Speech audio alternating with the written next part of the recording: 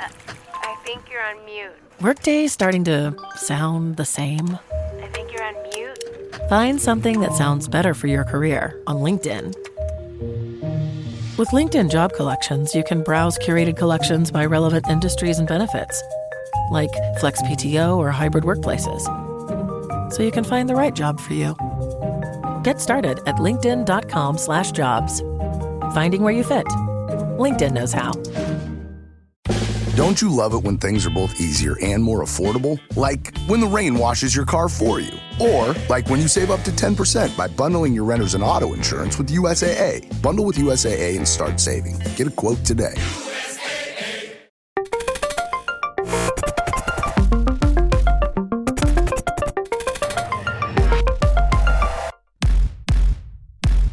Hi, welcome to the Marketecture Podcast. This is Ari Paparo. This week we have an interview with Paige Bilins, who is the SVP of Product Management for Magnite. So Paige and I caught up in Vegas at CES. We're on a panel together at the Magnite space at the barbershop in the Cosmo, and it was great. And we asked the AV guy, hey, is it going to be a problem for you to send us the files so we could put them on the podcast? And the AV guy said, hey, no problem. And dear reader, it turned out there was a problem. So I re-interviewed Paige today, and we got her on the interview. I thought it was really interesting what she had to say. Magnite's kind of at the center of a lot of CTV action. We talked about live streaming, about pause ads, a bunch of other interesting topics. So you'll get that in a moment. And then Eric Franchi will join me for the news of the week. This week's vendor interview is with VidMob. VidMob is a very interesting company that does creative analysis. So they tell you what is working and not working in your creative. So that's on the podcast until, I guess, Monday. And a reminder, if you haven't already, to sign up for our upcoming Marketecture Live event in March. That event is covering AI, identity, and a bunch of other issues. Unfortunately, you missed the early bird. Early bird's over, but you can afford it. So buy a ticket. Be part of the party. It's going to be a lot of fun. We're going to have a after party hosted by AdTech God. It's going to be a lot of fun. All right. Well, with that, let's get into it and hear from Paige Bilins of Magnite. All right, Paige, thanks for being here. We're really excited to talk to you. Thanks for having me. It's been so long since we spoke. What, 2 weeks since we were on stage in Vegas? Barely 2 weeks, maybe not even. So, so unfortunately, the recording of our little session at the barbershop, at Magnite's barbershop, did not go so well. So we're reunited to produce some of this content all of our listeners are desperate to hear, and to hear about the present future of CTV. So I'm glad you can make it. Absolutely. Take two. Yeah, take two. So, connected TV is all anyone was talking about at CES. It seems to be on kind of an unstoppable run. What do you think's different in 2025? Well, I think, we've been on this upward trajectory of CTV for a while in terms of it being the hot topic. I think this year we're really starting to mature our offerings in CTV and kind of get past some of the original just make it work problems and get into some of the more advanced, harder things to solve, like live, or what we're going to do with unique ad experiences, and kind of watching that maturation curve. We're kind of climbing up that maturation curve a little farther. Yeah, live was a big subject that everyone wanted to talk about. Is that really driven by sports and the sports rights starting to get to streaming? Yes, I think so. I mean, sports is obviously the crown jewels for a lot of these publishers. It's very expensive to get sports rights. There's more people vying for those sports rights now. And it also is what really brings a lot of subscribers to all the different offerings. But it's also really hard to execute in a DAI even environment, much less in a programmatic environment. A lot of the technology is built for VOD, and live is just very different. It's a lot of users watching at the exact same time. You don't have room for error in terms of going back and troubleshooting.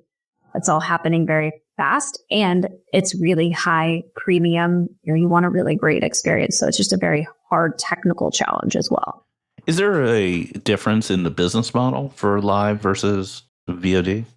To some extent, and I think that will be interesting to see how it evolves this year. Today a lot of live is sold as part of the linear package, either via linear pass-through or it's, IOs at very premium CPMs. it'll be interesting as we kind of move it to more automation and more programmatic, how that evolves, because we definitely don't want to lose that value and just have it get lost in the sea of open auction bid requests. So I think there could be some interesting, almost kind of more guarded, biddable conversations start to happen this year around how we want to execute live with all the great things that programmatic brings to the table. Yeah, I mean, if you watch, let's say, the NFL playoffs right now, even if it's on AVOD or a virtual MVPD like YouTube TV, you see State Farm in almost every block because they have a very big relationship. It's not bidding. It's a big annual relationship with the broadcast network and the NFL, et cetera. And a lot of that's going to continue, I would think, whether you're streaming it or watching it in linear or whatever. Absolutely. Those big sponsorships, and you think about, some of the insurance companies, especially that also do the in-stadium advertising. That's a really nice experience to have all that together for the advertiser. And I don't think anybody wants that to go away. But I think there will be opportunity for new entrants, people that can't put up those big dollars in the upfront to be able to participate in live, whether that's, through smaller buys and enabling some of this automation and more biddable environments, or potentially through new formats. The slate is annoying. And you see the same ad. I've seen Patrick Mahomes a couple too many times with State Farm. Right. So let's talk formats. So what's Magnite been doing to spice up the creative side? So we have, obviously formats is something that our OEMs specifically are really leaning into, which is great. We do support tiles and pause ads and making sure that we can help monetize those different types of formats better. When I say tiles, I'm really talking about the static image on the home screen. So, in a very basic technical sense, it's a display ad, but it's obviously a highly engaged ad. So it comes at a much more premium CPM. But we're also looking at other ways, what other formats are out there? What other engagement models do our publishers want to experiment with? And how can we bring new advertisers into that? Whether it's typically like performance advertising, is this a way to get them into the CTV space in something that they can understand and something that they can actually produce creative for? Right. Pause ads seem to be very popular. For those of you who don't know, because I was new to it, if you're watching certain AVOD systems, I think Hulu has them very prominently, and you pause the content, you see a different ad, like order a Domino's pizza while you're pausing. How much excitement is there around that format? There's a lot of chatter about it. And actually, it was a big topic of conversation even last year at CES as well, because of the fact that it does, it is a new opportunity in CTV. It is a pause, so it's not like, somebody's going to watch a 15-second ad. They're pausing the screen to go do something else. But a display ad really works well because you come back to it and you get very quickly see that entire ad, and you can do things like order the wings and at the order the wings. You have your full television screen, in the living room for imagery. The QR code could actually work because it's paused. There's no rush to open the phone. But you don't get the audio because that would be super annoying if when you paused your content, the audio kept playing. Yeah, I think that would defeat the purpose. Just to follow up on that, from a technical perspective, when a OEM wants to sort of implement a new ad format, is it a big lift for them? And how does a vendor like Magnite help them? Or is there, because there aren't really standards for this stuff yet? Right. It can be. And especially, if you're a distributor, every app might have different capabilities. So you have to be careful where you place them. Obviously, the stitcher has to understand what to do with it. So there are some technologies, to think about how you kind of shoehorn some of these ads into something standard that the stitcher can understand. But really what we're trying to do is, start with a basic implementation, things that, are more widely understood as formats are coming to be more popular, but then also think about how we can enable more of an ecosystem for our publishers to more easily take advantage of all these different technologies out there to actually be able to experiment with some of this stuff, because it really is kind of unproven at this point outside of tiles and pause ads. So kind of what's next and what are the new formats going to be is still anybody's guess. Yeah, there's seems to be a lot of heat around using AI to create ads and things like that because many advertisers don't have appropriate television commercials when you're talking about long tail advertisers. I don't think anyone's really cracked it. Like, we're still putting QR codes in ads that people have zero chance of being able to scan in time and stuff like that. It does make creating ads cheap and easy. I think on the flip side of that, you have to be really careful about making sure that they're still TV quality and they're giving the brand image you want. And then a lot of our publishers have pretty strict quality and creative review standards, and it all has to go through that too. They can't possibly look at thousands and thousands of AI creative. So there's going to have to be a balance. Got it. So what's the general vibe around OEMs right now? What's going on? You obviously have the Walmart Vizio deal, but like what's going on in the heads of the OEMs? Can you give us some perspective? Absolutely. They're our fastest growing customer segment, and we are lucky enough to work with all of the big ones, which is great.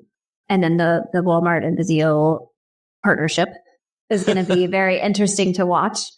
I think they're really doubling down on their data, which will be really interesting to watch. They have really unique first party data sets because not only do they have that first party relationship, but they have it across everything that the user sees. So whether they're in one app or the other, the OEMs understand what those users have seen through their ACR data, which I think can bring some really interesting data and audiences to market. And they're doubling down on that. They've spent a lot of money getting those customers, protecting their data, and making sure that those relationships are secure. So I think you'll see a lot of that data activation continue, and the OEMs will continue to push for that to be activation that's on the sell side, and really trying to push that data out into market as to really kind of make sure that money stays in CTV and doesn't just all leak out to the walled gardens. Right. So yeah, the OEMs control the glass. We talked about that previously, and as a result, they have a big data advantages over the buy side. And I think we've talked previously on this pod about how there's sort of a shortage of CTV data on the buy side because in many cases, the folks who own the data have exclusive relationships. Like Vizio, before the Walmart deal, had an exclusive with the Yahoo DSP. I was about to call it the AOL DSP. That's a whole time. The string of names. Yahoo DSP. So do you see more power accruing to the sell side because of that dynamic? I do. I think, for one, like I said, the customer acquisition on the sell side is expensive. And so they're definitely not going to just let that leak out and be used however and let value be extracted from that's not coming back to them, because then they're not going to be able to continue to invest in those customer acquisitions. But I think the other part of it is also privacy and regulation, just making sure that things aren't just going out, being able to control all of that data and making sure things aren't just leaking out to the ecosystem. I think it's going to be really interesting to see what happens to IP address, which is kind of a key identifier in the CTV space because we don't have device IDs per se, like the desktop and mobile environments do. But I think that, IP address will continue to crack down, which means a lot of that will have to stay on the sell side because they'll have to keep it inside their walls. Yeah. If you think about it from the OEM perspective, they have a physical device in your living room, let's say. They're able to use ACR to see what you're watching. They have the IP address, assuming the DSPs don't. And when I say DSPs, we're talking about big companies like, Comcast, don't change their policies, right? Yep. That's all in place. But then the question is, how much of that do they then send through to the buy side? Because it's a big difference between your TV knowing what you're watching and a, buy side company you've never heard of knowing what you're watching. Exactly. It's actually taken longer than I expected for consumers to start paying attention to that a little bit more. But I think that these companies that do have these relationships, and nobody wants to be on Twitter or X, with, oh my gosh, this super creepy ad experience on my TV. They must be giving my data away to everyone. So they're going to have to obfuscate that, but still be able to give the buy side the audiences they want and the performance they want, and actually continue to improve that performance. So the buy side doesn't necessarily need to know who is at the other side from, just passing that data along, but they need to be able to reach that person somehow. And so I think the OEMs will make sure that they have all the capabilities to do that safely. There's a little bit off topic or sort of a side topic, but there've been an increasing number of lawsuits about the VPAA, which is the old law that prevents disclosure of what video rentals you do. It's sometimes called the Clarence Thomas law, because Clarence Thomas during his confirmation hearings got exposed as renting certain videotapes, and some courts have now applied that to digital, so that you could actually be sued if you if you distribute information about what videos people watch. Yep. And our publishers obviously take that very seriously. The people that have more of a linear background, this is old news to them. They kind of never even thought about allowing the combination of a video with any kind of PII information out of their own walls. But I think that's transitioning to the whole ecosystem now. The reality is I'm not sure that is even at scale. I'm not sure the technology on the buy side can actually go through and kind of suss through all of that. It's very granular. We don't have really good ways of kind of standardizing videos across publishers, et cetera. But that's all going to be, if that is being passed still anywhere, it won't be for very much longer. Yeah, I got it. So it's talking about kind of the industry and cleanup. We had Lara Honig from MIQ on the show a couple of months back. It was a very popular episode where she claimed a single video ad had 118 different paths to be bought by a DSP. What's Magnite think about that, about this SPO or the proliferation of bid requests around CTV? I think it's ugly. And of course, there are cases that might be 118 and there are cases that are much cleaner. But I think kind of on that same theme of maturation that we started with, this is an evolution of where we are as an industry. And now that we've kind of gotten over the hump of, hey, things work now we need to clean it up and make it more efficient. And inexpensive for us as Magnite to have 100 paths to a video. I hope it's not that bad. 118. I've definitely seen numbers that aren't quite that drastic. I mean, we're working on it all the time too. How can we just filter that stuff out, throw it away, because it's just expensive for us to process and it's not good for the overall ecosystem. Yeah, we also reported on this, a little bit of a kerfuffle with your competitor Freewheel, where I used to work, where there was an accusation they were doing multiple bid requests for every single impression. And it turns out what they were actually doing was trying to accommodate for combinations of durations.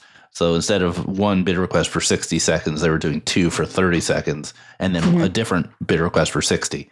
So that's a problem that is solved by technology, but hasn't really been adopted, the latest open RTB, et cetera. Have you come across this problem? Yes, and in different forms. There's the duration problem, and there's also just making sure that you get enough bids back to fill the pod, which makes it different from a display or kind of one-to-one situation. I think there are technology like OpenRTB 2.6 that can help solve that. It doesn't go away. There are legitimate reasons to get a single ad request in and need to make multiple bid requests. But there's also a lot of cases that it's not, and we need to make sure we're getting rid of all of those. Right, yeah. And this is exacerbated by live streaming. When you have to fill the pod, you can't just come back to an empty screen. Exactly. Nobody wants to see that. So last slate. topic, we talked about Walmart Vizio in terms of data, but what do you see in commerce? Like, do you see commerce media coming to TV, and how do you see that playing out? Yeah, I mean, it's definitely here. Walmart, I think, is going to be a very successful example of it. I think a lot of companies are trying to figure out how to leverage their retail data to bring different experiences to TV or just, boost sales and performance. But I think Walmart can really, the Walmart Vizio partnership acquisition can really accelerate that. Now Walmart has this, very rich set of data, and now they have the asset to get different experiences, more relevant ads for one. You can just start there, but then also shoppable. I mean, if they know that that you're a loyal Walmart customer and you haven't bought paper towels in 2 months, they could probably show you an ad and you could just click and have it hooked up to your Walmart.com account, and 2 hours later it arrives at your front door. Yeah, I mean, they control the remote too. I mean, there are lots of ways you could use. Innovid has products that will let you have interactivity across devices as just one example. But owning the remote as your own property is a different level. I mean, you could have a remote that literally has a Walmart button on it and lets you buy stuff. Absolutely. Easily navigate through your most recent purchases. Like it could be a whole different experience. Yeah, I've made the point before that Amazon has Whole Foods, but Whole Foods is not an ideal partner because Whole Foods has very esoteric SKUs that you can't buy Pringles at Whole Foods. You can't buy Coke at Whole Foods. I mean, that's just the reality. Like you can buy the healthy version. Some sort of like handmade soap on your CTV, fine. But I don't think it was a bad acquisition, but the comparison between Walmart Vizio versus Fire TV Whole Foods is certainly in the favor of Walmart. Yeah, I think it's probably pretty different to buy a comforter or paper towels versus trying to shop for broccoli. Yeah. So just a final word. Is there anything in particular you're looking forward to this year in the industry? Bringing up Amazon, I think that's going to be interesting to see. They're definitely a powerhouse. And I was expecting really big things from them in 2024, and I think they're getting there. So I think 25 will be a big year for them. But ultimately, I'm hoping that 2025 is really a year that we start to see the hearts and minds change of this doesn't have to be just the linear ad experience repeated in app and streaming form. Let's do something different and something better. And I think there's a lot of room for improvement in making sure that there are much more interesting and relevant ad experiences as opposed to just watching 2.5 minutes of 15 and 30-second videos.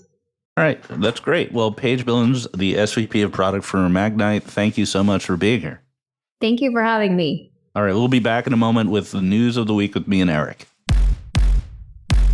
All right. And we're back. So big news week, big things going on in the world. Thankfully, we got a break from ad tech M&A, which, man, that wore me out last week. That was a big one. There was a lot to talk about last week. This week, I'm just huddled in the cold, just trying to survive, hoping my family gets through the winter like a bunch of bears. I think you're going to be fine. All right. So let's start with, I guess, this past weekend. This past weekend, TikTok went down. I have some teenage kids, so I was getting the play-by-play on everything. And then it was brought back like a day later or hours later. Yep. So for the listeners, we have show notes and a docket. And once in a while, Ari has a zinger. And once in a while, I'll actually pull it out. So let's just call it out. TikTok, you don't stop. I didn't think it was that worthy of a zinger, but, you're writing up the notes, trying to keep it a little bit exciting. That was the line from Color Me Back, right? From back in the 80s. It's either that or you got to give Kesha a shout out as well for her song TikTok. I think this has been covered a lot elsewhere, which is, the TikTok's behavior doesn't comport with what the law actually says. They did not actually have to shut it down. They could have kept it going. It's just that they couldn't be supported by the app stores after the deadline, but they took it down and then put it back up as widely interpreted as, a goodwill gesture to the new president. And then Trump signed an executive order that I think most observers think has no legal authority, where he's basically gave the company 75 more days to operate and has told the service providers, meaning people like Oracle and Akamai that support the app, that they're not going to be prosecuted under the law, but he has really no right to do that. So some people who understand the laws better than I do have pretty strong concern that companies that are supporting TikTok have quite a bit of liability right now because the law, as passed by both branches of Congress and the president at the time, Biden, says that they are not allowed to be supporting TikTok at this date, and that there are some pretty almost ruinous fines that could come their way based on doing that. Does law matter anymore? I don't know. Alan Chappelle in the Monopoly Report this week asked that exact question, like, are we post-law? And now it's just sort of vibes. Vibes determine what to do. But anyway, you could log into TikTok right now and see some fun content. unless you were one of those people that were so alarmed by this whole thing and, oh my God, is this actually just a surveillance tool by the CCP that you deleted the app? Right. If you deleted the app, apparently Apple and Google are taking this seriously and they're not making it available in the app stores. So if you deleted the app, you are SOL. that makes sense because they don't believe that they would get the free hall pass from Trump the way maybe Oracle does. That said, and we'll get into our next item here, maybe they would, just given the fact that big tech was all over the place at the inauguration. Yeah, it wasn't just Sundar, the CEO of Google, who was there, but also Tim Cook and also Sergey Brin showed up with his beard. It seems like everyone's in on the party, supporting or at least showing their face at the new administration's inauguration, trying to curry favors or just avoid prosecution. Yeah, Bezos was there. Zuck was there.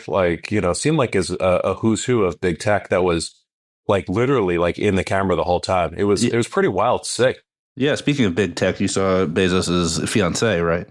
I'm sorry, I don't know what you're referring to. This is a family show. I know. I just had to. This is a family show, but the joke was right there. Anyway, moving on. So, what does this mean? You found something interesting, and I actually did a little bit more digging. I saw some things to validate it. The Pelosi tracker lit up.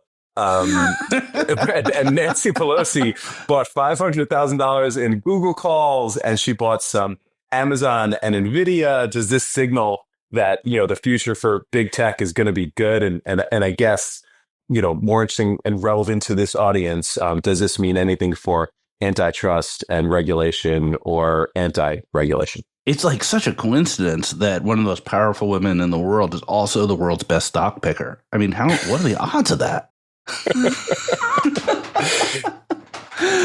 The Google calls just caught my eye because someone on Twitter, I forget who, pointed them out and said, so that's good news. Google's not going to get broken up. She's making sure that the Google situation is handled. I don't know if that's true or not, but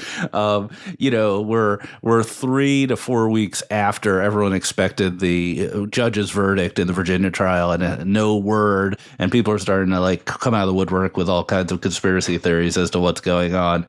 It's interesting, me included.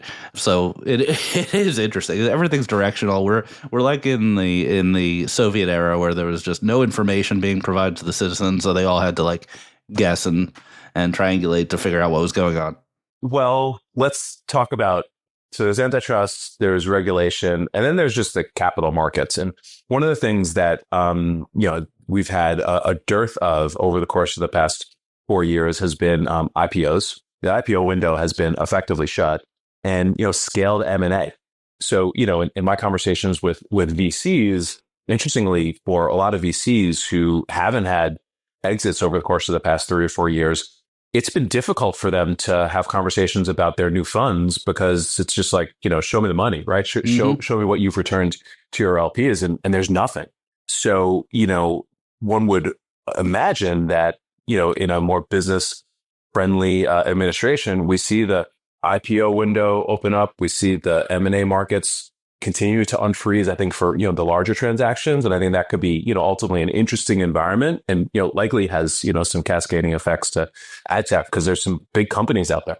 Yeah, absolutely. I think there are different causes. The IPO market closing has causes that are around regulation and the index funds taking over, whereas the M&A market was very clearly policy, and the Biden administration's hostility to big tech M&A cut off one of the main ways in which venture capital could become liquid. And I think there's no reason to believe that the Trump administration will be nearly as tough as Lina Khan was. Yeah. So we'll see. Could end up being the year that everybody's predicting it's going to be, which is the year of M&A. Okay, well, we didn't do any predictions, or we did very few predictions at our prediction show. But I would like to ask, what's a big M&A that you could see happening, or a target? Maybe not the buyer, but what's a target that you think could be in play? I have one. Well, the one that everybody talks about is Roku. That was mine too. Yeah. Okay, that was mine too. Yeah, and it's large enough that it would, especially if it was acquired by a tech buyer, like a tech platform, which would be, I think, the logical buyer for that. It's one that would certainly have some scrutiny. So that's the one I think to keep an eye on. But also, I'm rooting for Roku to stay an independent company because I think it's such an exciting business. It is, but I think that there's no doubt that like Facebook Roku would make a ton of sense. Facebook effectively doesn't have a living room strategy at all. Correct. But you can think of other possibilities. All right, sorry to disrupt us, but no problem. That came to mind. All right. Well, you love a good Nielsen MRC certification story. Tell me what's going on in the world of measurement. I don't love these stories, but they're important. I wish I didn't love these stories. Tim Rowe is my out-of-home guy when it comes to like measurement and metrics. You're kind of the guy. No, I'm not. It's Josh Chasen is really the guy. He's true. My guy. That's true.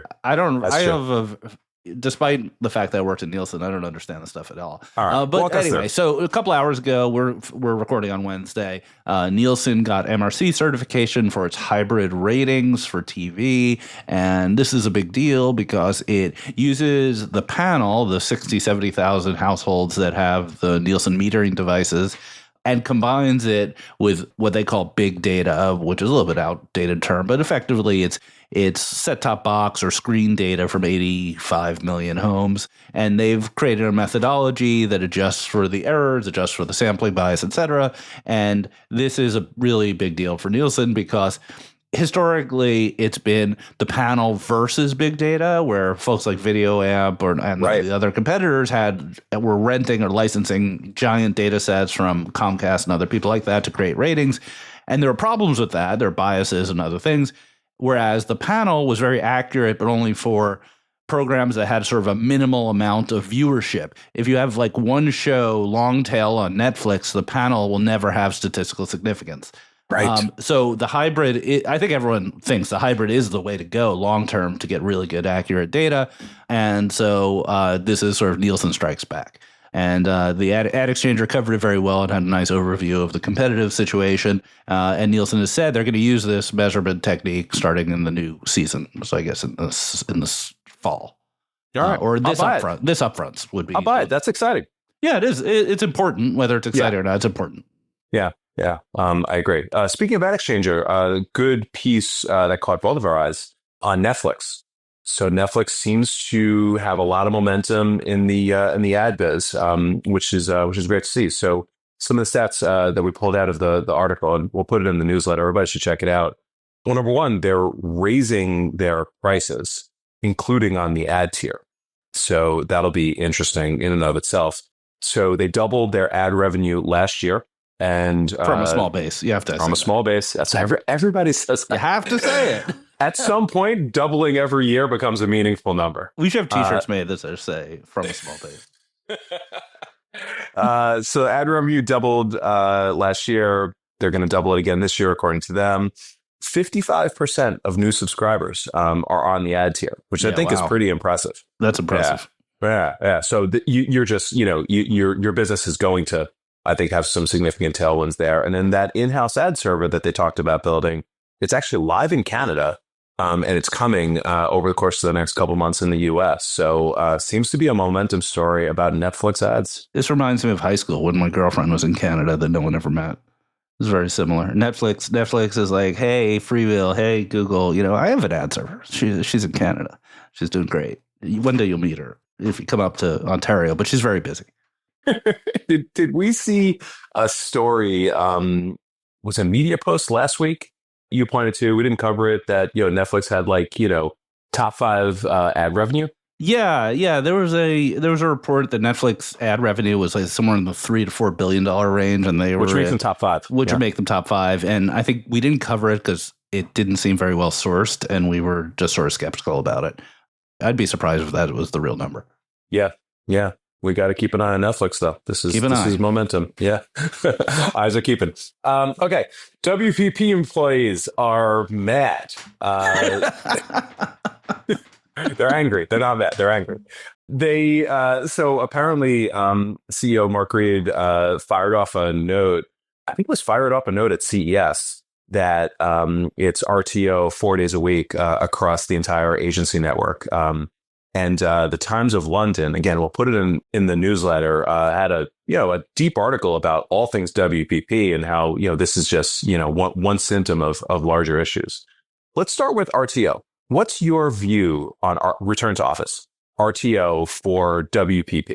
I would say that it is a creative and dynamic business running an agency, and it's all people. And I think that's the kind of business that needs a good amount of eye contact that you can't get over Zoom. And I will take the other side of my argument, which is I've talked to people who work at companies that have aggressive RTO, and they feel totally demoralized by the nanny state. I spoke to one person, I won't say what company, that gets an automated email from HR if they don't badge in enough that says, like, you're on warning, this could affect your career, et cetera, et cetera. And that's just kind of awful. There's got to be some middle ground here where you treat people like adults, but also ask for a certain amount of time in person. Yeah. So it sounds like employees are up in arms. This story points to there was apparently like an internal message from somebody in the UK blaming the US for this whole thing, because apparently like Mark walked into the offices right down here at Free World Trade on a Monday and like nobody was there. And apparently folks in the UK or wherever this rumored message came from were like, saying, Americans, you blew it for everybody. That's just bad. The Europeans accusing the Americans of not working too hard. This is new. Yeah, for sure. And, again, the story has a bunch of like interesting roads it goes down. So apparently like the AKQA leadership has largely left unhappy. They wanted to actually buy it back from WPP, and that conversation didn't go anywhere. The stock price is down under Reed's tenure. Competitors are emerging. Competitors are growing, i.e., Publicis. So there's a lot of pressure on the business. So to add a little bit of context or maybe opinion on what you said, look, like if you have a business with a lot of challenges and you're trying to drive change, you're trying to drive culture, it's pretty hard to do when people aren't around, right? Yeah, the eye thing just really matters in some contexts. Of course, you can be productive at home. I work from home. That said, there's nothing like being in person some amount of time. You have to do it in a human way. You have to do it to improve productivity, not just to punish people. I do wonder, this story reminds me a little bit of a story we also didn't cover, that like all the creative Leo Burnett agencies were being combined into a new thing called Leo. How much of this is stealth cost cutting, is headcount reduction by other means? I feel as though the other shoe dropping on the AI revolution is going to be that the big agencies are going to get smaller, and they don't want to get smaller in a public way. They want to shift and move people around and get attrition going, and then keep the people they keep. Yeah, that's an unfortunately very logical line of thinking. Zuckerberg is having quite a week. In addition to his political activities, he's told his staff that this is going to be a really tough year and that low performers are going to be let go, effectively giving kind of a headcount reduction by proxy of performance. Yeah, so he said 5%, right? Is that a number? I don't recall. Yeah, I believe it was 5%. I could be wrong on this. Yeah, this is going to be, I think, a big year for that stuff. Unfortunately. So people getting cut, but capital's not. I mean, this morning, Stargate was announced, or was that yesterday? It's all blurred. It was yesterday. Yeah, it's not in our nose, but $500 billion with a B in data centers. It seems like a large number. 500 billion in data centers, supposedly 100,000 plus jobs created. Some big name investors behind it. SoftBank, committing lots of money. Microsoft committing lots of money. So irrespective of how you might view the current administration, if that's a real thing, that's great. That's great for AI innovation in America. Yeah, the administration did a little bit of a victory lap, but it wasn't clear they had very much to do with it. It's a private investment. The government's not doing very much here. Right. But it sort of kind of happened during the all the announcements that the administration was making. Yeah, and kudos to the political instincts there. I mean, I think I certainly have, in my career, have taken credit for other things that have happened that have nothing to do with me. That's the way to go, man. Something good happens, cheer it on. Go for it. Amazing. All right. There's one more thing that we found here that was interesting. So, shout out to Brian Weiser, who brought it to our attention. So there was some reporting around Pepsi. So the FTC is charging Pepsi with violating the Robinson-Patman Act, which is effectively giving unfair pricing and promotional allowances to basically one retailer. In the doc, which we'll put in the newsletter, they named an unnamed big box retailer several times. Presumably it's Walmart or one of the other ones. And basically they were saying Pepsi, through a special relationship, which is presumably like their largest customer, they were giving them pricing, promotions, allowances, all the stuff that one might expect. But it's actually illegal. Like you need to, give access to all of that stuff to small retailers, small businesses, with according to the Robinson-Patman Act. Now, how does this intersect with retail media? Yeah, probably we should have an expert on this subject talk about it at some point, because you are allowed to give volume discounts. Obviously, if someone buys more stuff from you, you could give them a lower price. Right. This is around like special promotions that that only they can have. So you have to make these things available to all your retailers. The intent of this act, I don't know if it's a Great Depression. I think it's Great Depression era, is to prevent big retailers from taking all the money from the brands and thereby creating monopolies. So in the context of retail media, it seems as though brands have some obligation to participate in retail media programs across their portfolio of distribution. They can't just say, we're just going to use Walmart and spend all our money on Walmart and Amazon, but Wawa doesn't get any of it. Pepsi's got to log into the Wawa portal, buy some ads.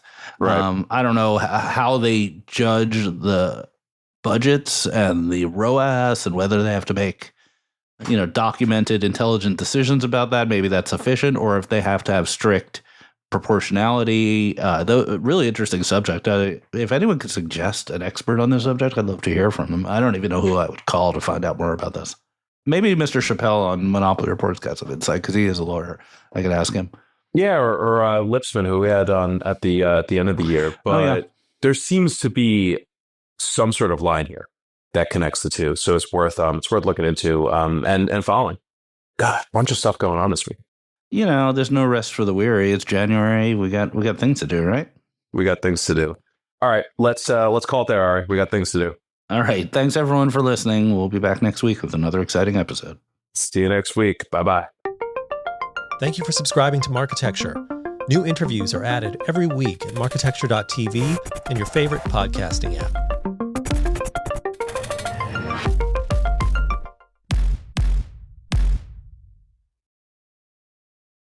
Thank you for listening to the Marketecture Podcast. New episodes come out every Friday, and an insightful vendor interview is published each Monday.